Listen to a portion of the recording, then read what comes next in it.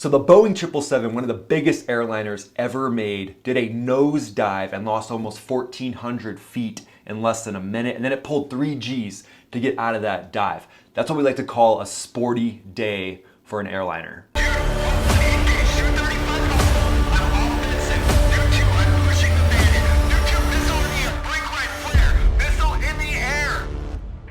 Welcome to the channel. Today we're going to look at that incident. We're going to see what happened. I'm going to talk through it with you, and at the end of the video I'll give you my thoughts on what I think happened and how we prevent that from happening in the future. And we'll do a breakdown of the Boeing 777 as well. So the nosedive off of Maui in that United Airlines flight went all the way down to 775 feet above the ocean. The National Transportation and Safety Board said they're going to look into the retraction of the flaps, which we'll get into here in a second. And then they also are going to retrain the pilots to make sure that they're able to operate that aircraft effectively. So what are flaps for? Essentially, flaps allow you to fly at a slower airspeed for takeoff and landing, so you don't have to be going as fast when you take off and land. It helps you reduce the amount of speed you're going, so you're not landing so fast that you can't land or take off out of shorter runways. And that was the case here. The Maui runway was shorter than what the pilots were used to, so they were using a higher flap setting. And the key is to not raise your flaps too soon after takeoff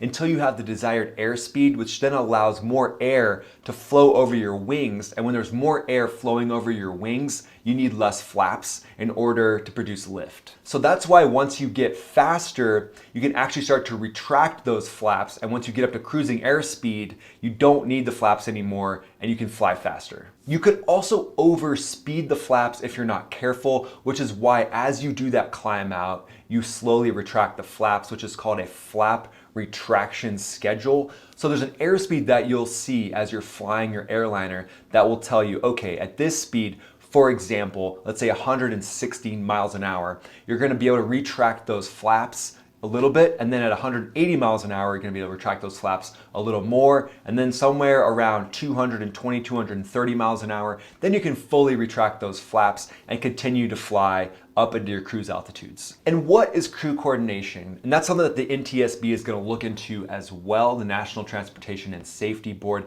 They're saying that that could be a factor, but as you're climbing out, that's what we call a critical phase of flight, where every little thing you do is super important. And crew communication is essentially the term for talking to the other pilot. So in this case, there's a captain and a first officer. We don't know who was the pilot flying, but the way that it works in the airline world is one pilot is the pilot flying and the other pilot is the pilot monitoring. If you're the pilot flying, you're up there doing that pilot stuff, making it happen, being an athlete, as I like to say. If you're the pilot monitoring, then you're backing up the pilot flying. You're monitoring the flight, you're looking at all the flight instruments, you're making sure that you're staying on speed, that you're hitting the correct altitudes, and then you're also answering the radios, you're changing your transponder, which is a code that you type into the jet that then transmits to air traffic control to let them know where you're at. But really it's like a team. So thinking about a basketball team, when you have a well-oiled team that's working together, you know exactly what to say. There's standard call outs and things that you would say. But in this climb out scenario,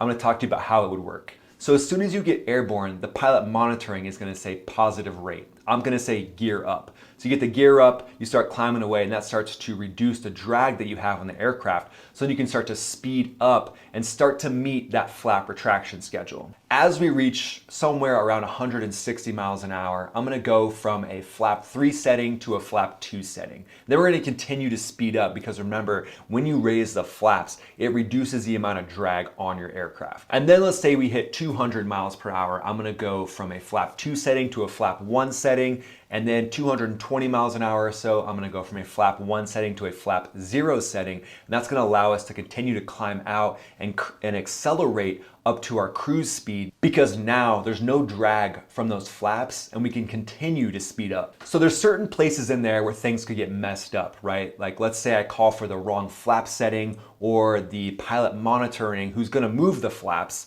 I'm the pilot flying, so I'm just gonna focus on the controls.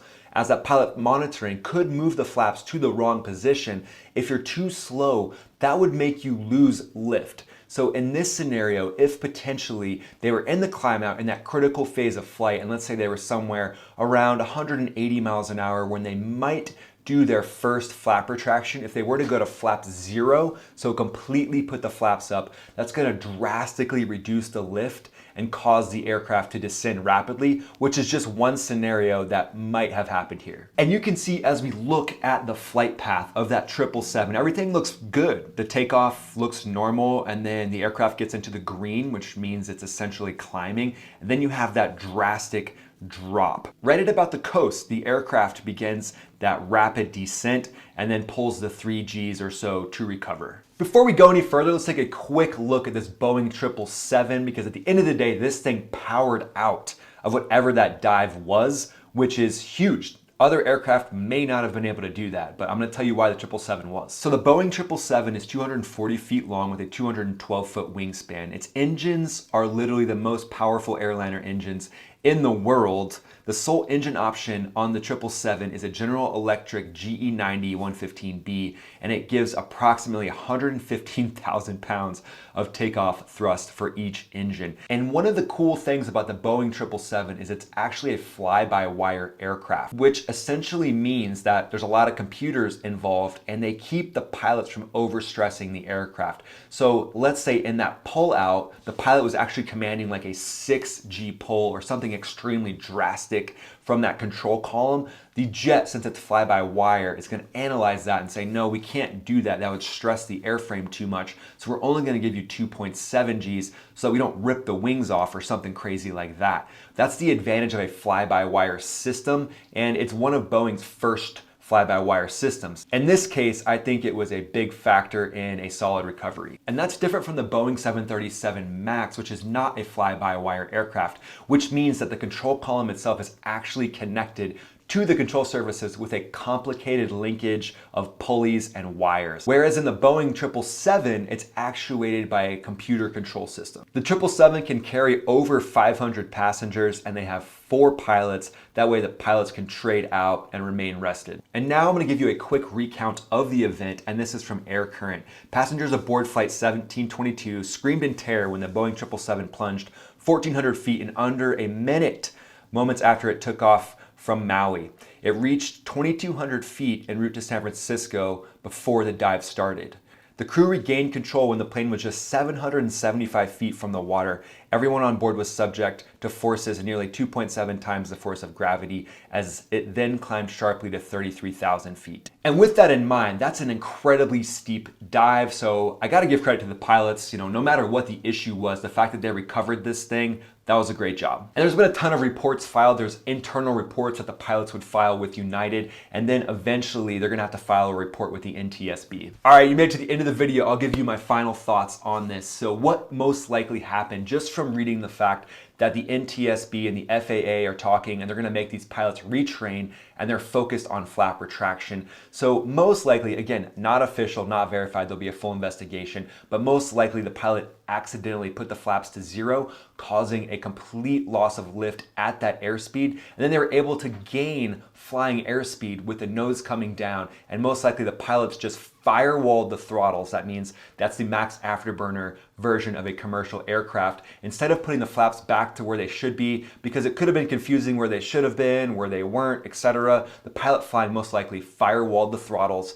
got the airspeed that they needed, and then continued to climb, and they were able to safely recover. So ultimately, at the end of the day, I'm really excited that all is well, that ends well, and they were able to recover this aircraft and no one was injured. Thanks so much for watching this video. I really appreciate it. The best compliment you can give me is just watch another video. Thanks so much for being here. Most of all, have a great day. We'll see you in the next video.